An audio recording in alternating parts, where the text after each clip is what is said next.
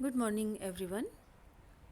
आज हम शुरू करेंगे मॉसबॉर स्पेक्ट्रोस्कोपी जो कि लास्ट यूनिट 5 में है। इस स्पेक्ट्रोस्कोपी का नाम इसकी इन्वेंशन करने वाले साइंटिस्ट रुडोल्फ मॉसबॉर के नाम पर दिया गया और इनको इस टॉपिक पर इसकी मॉसबॉर स्पेक्ट्रोस्कोपी की खोज के लिए नोबेल प्राइज़ भी मिला।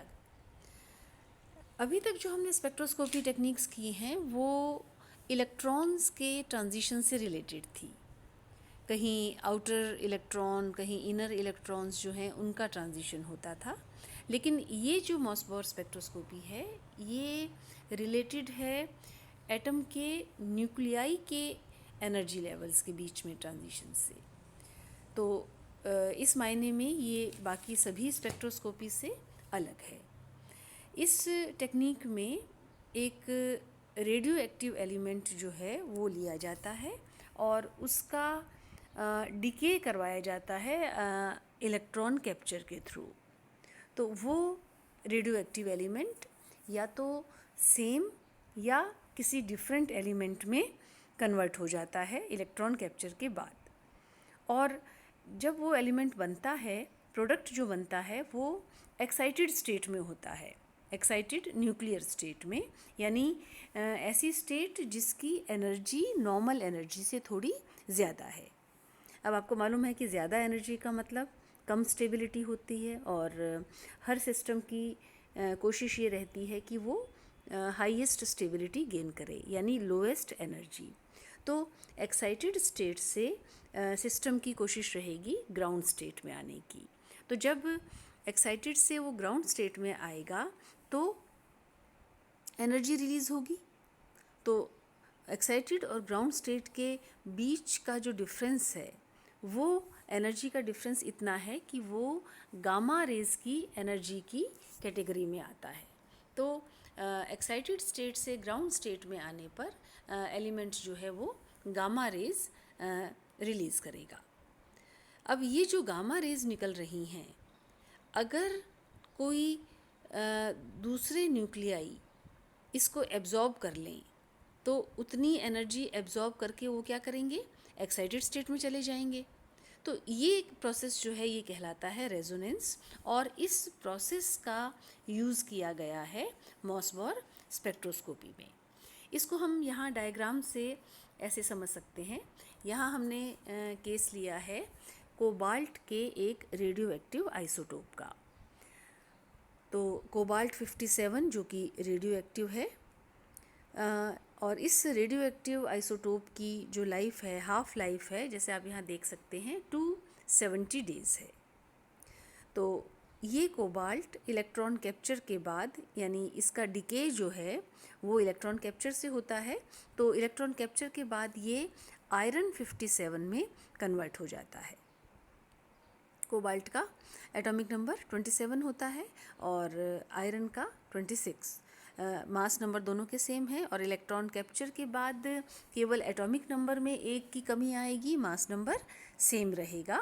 तो कोबाल्ट जिसका एटॉमिक नंबर 27 है वो आयरन जिसका एटॉमिक नंबर 26 है उसमें कन्वर्ट हो जाता है। तो दोनों का मास नंबर सेम। कोबाल्ट जब आयरन में कन्वर्ट होता है इलेक्ट्रॉन कैप्चर के द्वारा, तो वो एक्साइटेड स्टेट में होता है आयरन, क्योंकि पहले एक्साइटेड स्टेट बनती है, उसके बाद वो एनर्जी रिलीज़ करके ग्राउंड स्टेट में आता है। तो जब कोबाल्ट आयरन में कन्वर्ट हुआ तो आयरन एक्साइटेड स्टेट में जो बना है वो एक्साइटेड स्टेट में है। अब इस एक्साइटेड स्टेट की हाफ लाइफ आप देख सकते हैं यहाँ पर 1.5 इंटू 10⁻⁻⁷ सेकेंड्स है, यानी बहुत ही कम समय के लिए वो एक्साइटेड स्टेट में रहता है। एक सेकंड का भी 1/करोड़वां हिस्सा उतने समय में वो ग्राउंड स्टेट में कन्वर्ट हो जाता है। तो जब ये एक्साइटेड स्टेट से ग्राउंड स्टेट में जाता है तो ये एनर्जी रिलीज़ कर रहा है जो कि गामा रेज की फॉर्म में होगी। ये जो एनर्जी डिफरेंस है ये डेल्टा ई के बराबर, और ये एनर्जी डिफरेंस ये होता है लगभग 2.30 इंटू 10⁻⁻8 अग्स पर न्यूक्लियस, इतना इसका एनर्जी डिफरेंस रहता है। और अगर हम इस एनर्जी को फ्रीक्वेंसी में कन्वर्ट करें, हमें मालूम है एनर्जी और फ्रीक्वेंसी का रिलेशन E=h², तो इस डेल्टा E के कॉरस्पॉन्डिंग जो फ्रीक्वेंसी होगी वो हम निकाल सकते हैं डेल्टा E को h से डिवाइड करके, और ये आती है 3.5 × 10⁻18 हर्ट्ज़ या साइकिल्स पर सेकेंड। तो काफ़ी हाई फ्रीक्वेंसी है ये, जो कि कॉरस्पॉन्ड करती है गामा रेज़ को।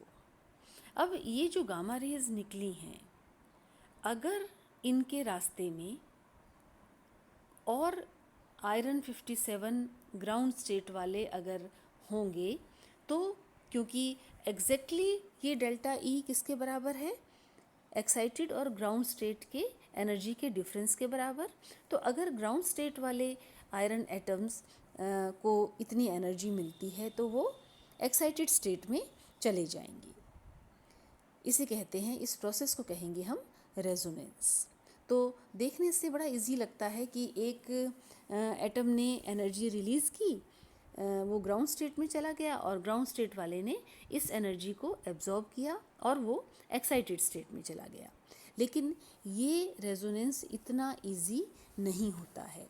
इस रेजोनेंस में दो प्रॉब्लम्स आती हैं रेजोनेंस एब्जॉर्प्शन में, जिसे हम अगले लेक्चर में डिस्कस करेंगे। तो मैंने आपको कल एक लिंक शेयर किया था मॉसबॉर स्पेक्ट्रोस्कोपी के बारे में, आप उसे भी पढ़ें और साथ साथ ये वीडियो देखते रहें।